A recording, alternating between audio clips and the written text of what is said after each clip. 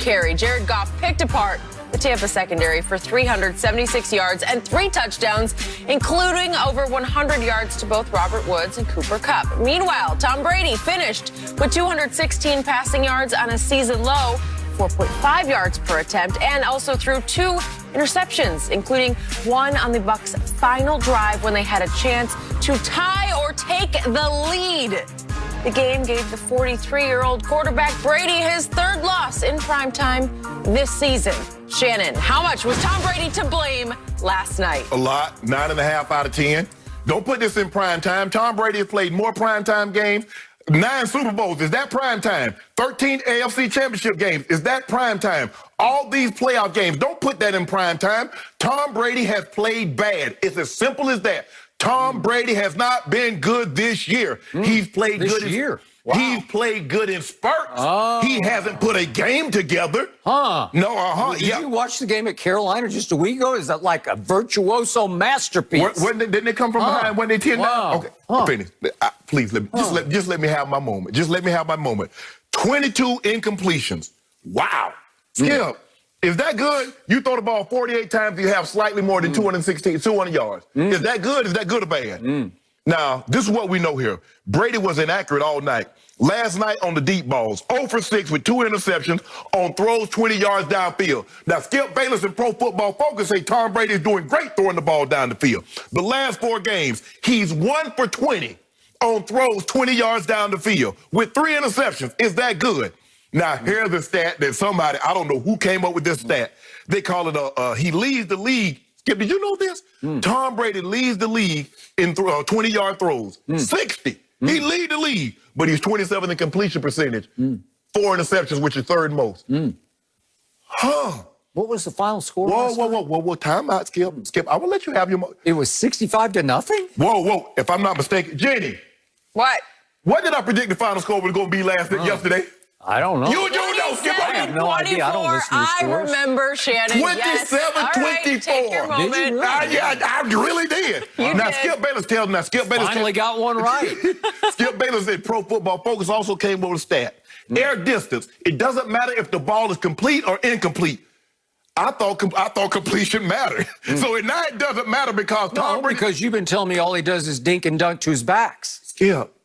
What good if I throw the ball? Jeff George would be in the Hall of Fame if completions didn't matter. I was only refuting your point. He's just a dink and dunker now. That's what you said. He's got no arm. He's a noodle arm. He's a spaghetti wing. How's his completion percentage when he throws it down the field? Well, who leads the whole NFL in air distance? Skip. And I think he pulled away last night. Skip, that's an inconsequential stat. You saw him throwing the ball down the field and what it looked like. Did he dink and dunk last night? When he didn't dink and dunk, how did he look? When did he dink and dunk? I saw him dink and dunk to Fournette 3 times, and he dropped all 3 of them. Hold on. Did you note that over there? Hold on, time out.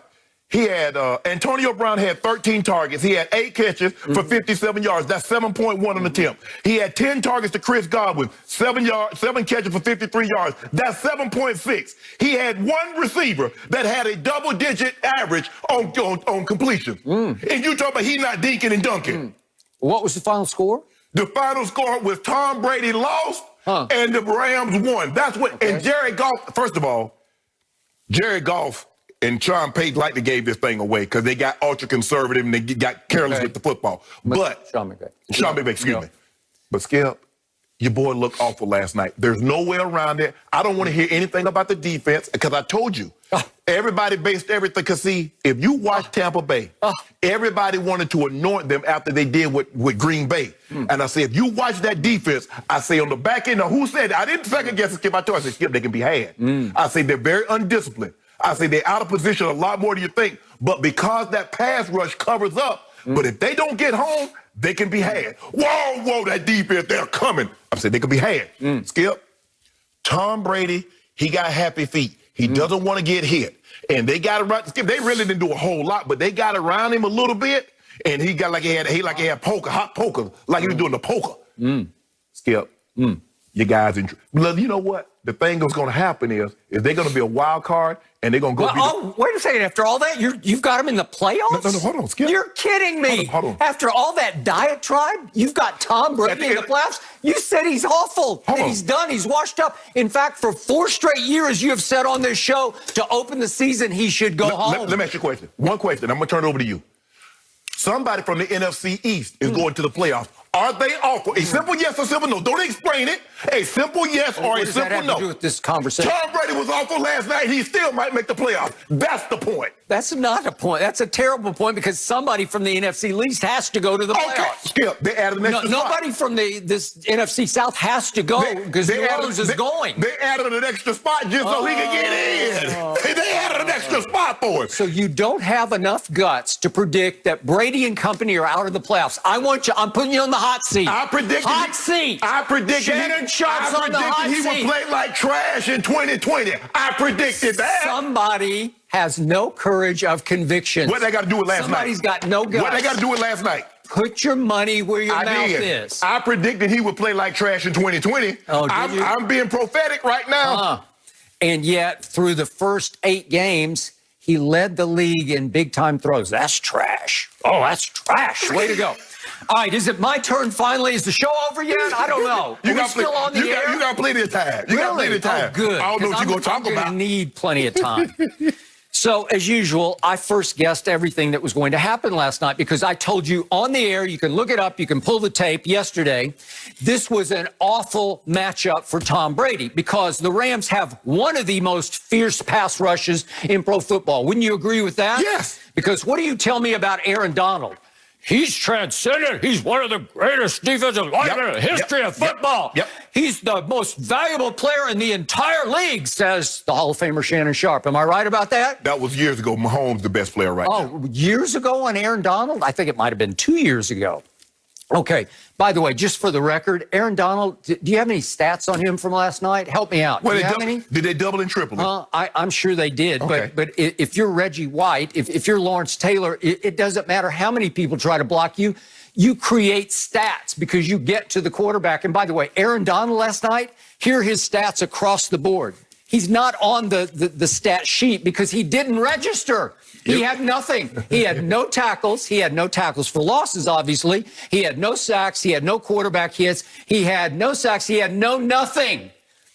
Aaron Donald, the man that Shannon Sharp says he's at least the second best player in pro football. But now we're back to what happened last night. Yeah, what happened last night? So I told you the Rams can rush 4 and get home. And they got home, especially in the third quarter, and they knocked the hell out of Tom Brady. He took some serious abuse, especially in the third and early in the fourth quarter. And I will agree with you, he got a little gun shy late in the game, and he got happy-footed just like all humans do when they get the hell kicked out of them. Goats don't do that. Oh, okay. Yeah. Well, he's a 43-year-old GOAT, and he's still playing at an extremely high level. But he knows how to survive and just sort of stay the course. And that's by not getting hit the way Drew Brees got hit and broke like 17 ribs, right? Okay. So now you've got not only this pass rush coming after you with 4, you might have the best cornerback duo in all of football right now, Jalen Ramsey and Darius Williams, and they were playing at an all-pro level last night because Darius Williams did an extraordinary job on Antonio Brown. He had him the whole night, and obviously it was big time versus big time. It was all night long. It was Jalen Ramsey versus Mike Evans, and he also did an extraordinary job on Mike Evans, especially in the fourth quarter, because he basically took him away from Tom Brady. That's a tough matchup because I told you it's going to have to be a Rojo game. The last thing I said at the end of the show yesterday, it's got to be a Ronald Jones game. Let me see. What did Ronald Jones do here? Oh, he carried it 10 times for 24 yards. So at Carolina, he had a 98-yard run, right, for a touchdown. 10 times for 24 yards, that's 2.4 a try. And for the team, they had 18 rushes for 42 yards. That's 2.3 yards per try. All of which adds up to Tom Brady was in big trouble. Now we get to the defense.